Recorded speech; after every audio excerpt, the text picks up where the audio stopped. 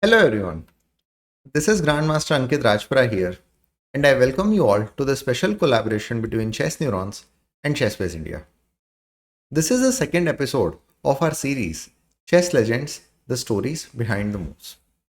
Today, we are looking at one of the most important comebacks in the chess history, Bobby Fischer's fight back against Boris Spassky in the World Championship match 1972 at Reykjavik, Iceland. The match opened with a chaos.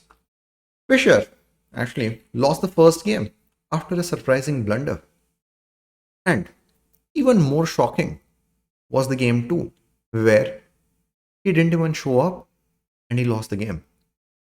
So, what was the reason that he didn't show up? Actually, he protested the television cameras in the tournament hall. He claimed that they were noisy and they were distracting. And because of that, he simply refused to play unless they were removed.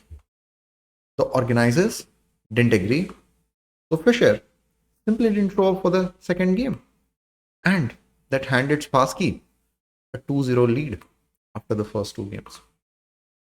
At that moment, it looked like Fischer's campaign and the match itself might collapse. But then came the game 3. It was played under quite unusual, almost improvised conditions. And that's where the real story starts. So let's dive in and look at the important game 3. Now, Spassky started with the move d4. So Fischer's repertoire against this was King's Indian or the Grunfeld, it would be 6g6 d5, or at times Benoni. So it was expected of Fischer that he would actually go for either King's Indian or Grunfeld, as they are more classical and more, let's say, comparatively solid than the other lines that he was playing. But people are in for a surprise because Fischer played e6, and then after knight f3, he went for c5. He went for the Benoni. So the thing with the Benoni system is that it is quite imbalanced one, and can actually be quite risky because white gets the strong center. So let me just show you more moves. So as it can be noticed, so white has the strong center, but on the other hand, black gets this queenside pawn majority and black tries to create something there. But compared to the other openings, this is a bit risky for black, because if black is not on time to create activity, then things can go wrong really fast. So, but Fischer was ready for that. And then he played the move bishop g7. Then bishop e2 was played. He played castle, rook e8 was played.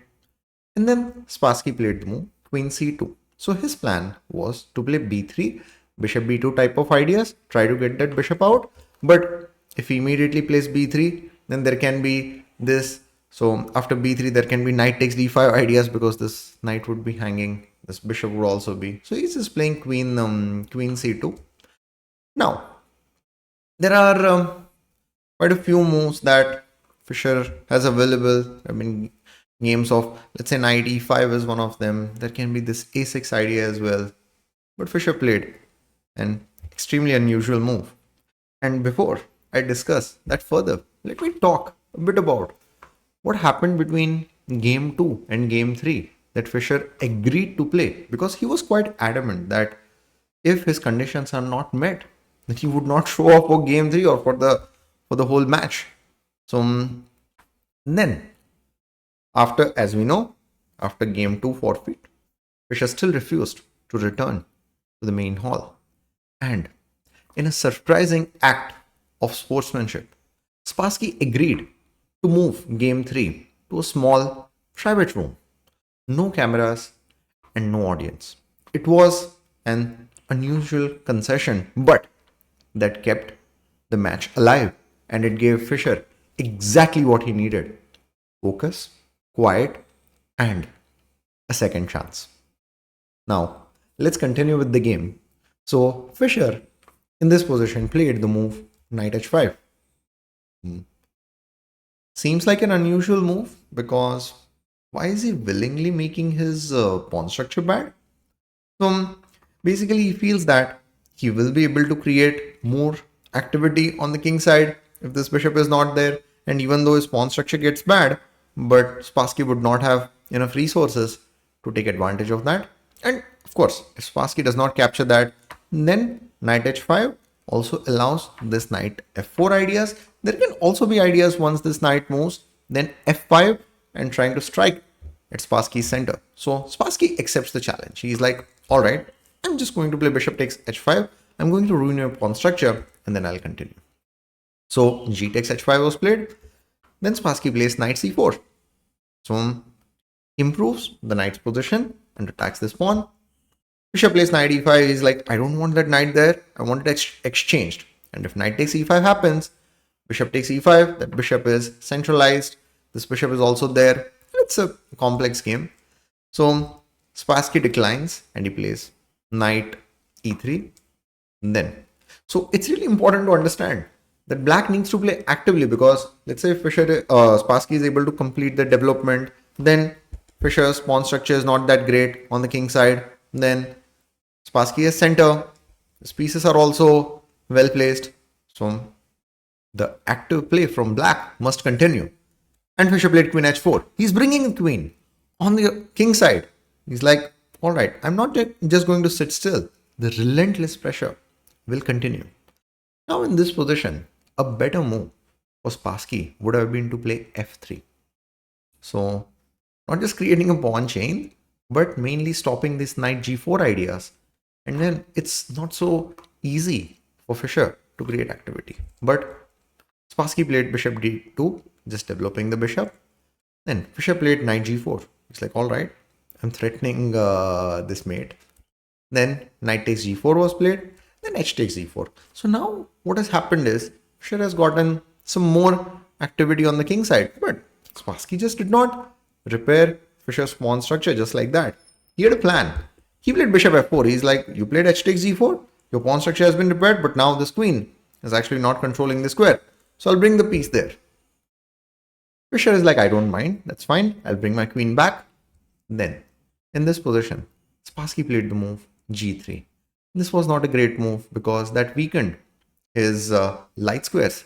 And Fischer has the light square bishop.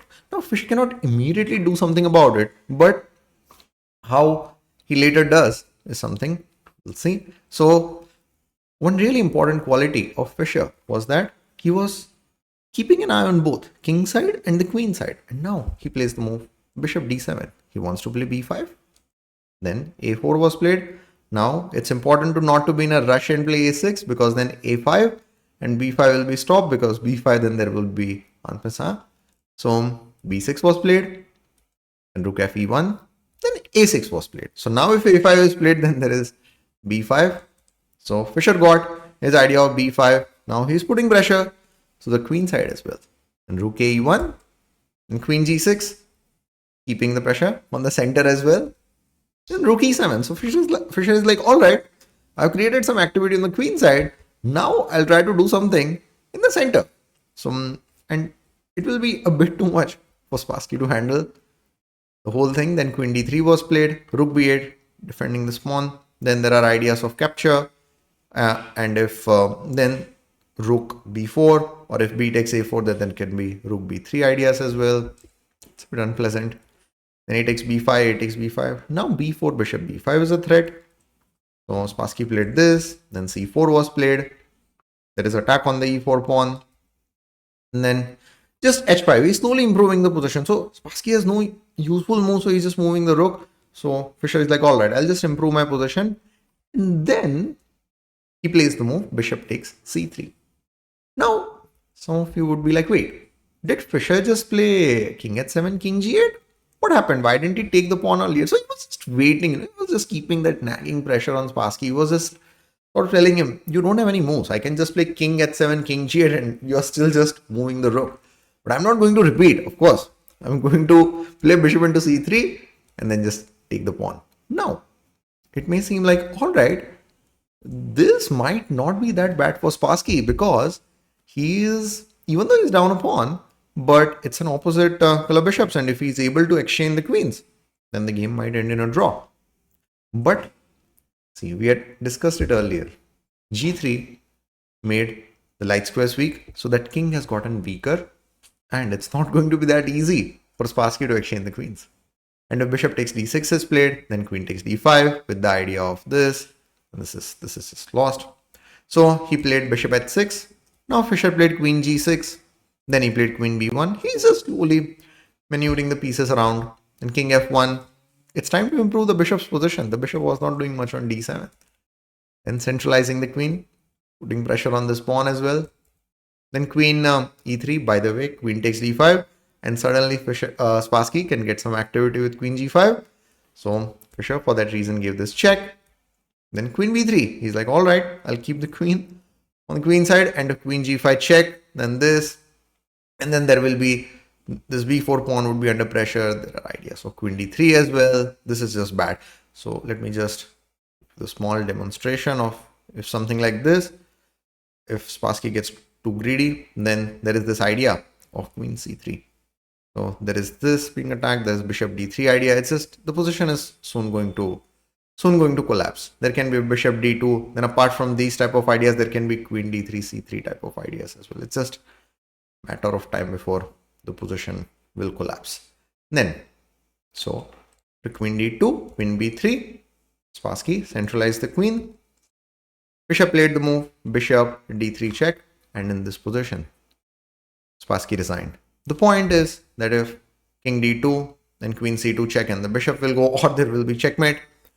If king, for example, e3 is played, then there is queen d1, threat of this is there, and the position is just collapsing because of bishop d2, queen d2, then queen e5 would be made. Yeah, a great game by Fischer, and he actually in the game 3 he scored the first point. So now score was 2-1, still in Spassky's favor. But this game actually changed the momentum. And Fischer was back in the championship. And it was a match of 24 games. And by the way, there were no rapid tie breaks or something like that.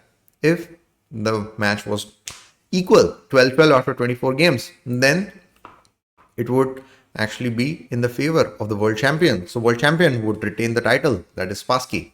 But Fischer's momentum was so high after this game that he actually won the championship with the score of 12.5, 8.5. He clinched the title with 3 games to spare. Thanks everyone for watching, and if you enjoyed this episode, please let us know in the comments, and stay tuned for more deep stories and iconic games in Chess Legends, the stories behind the moves.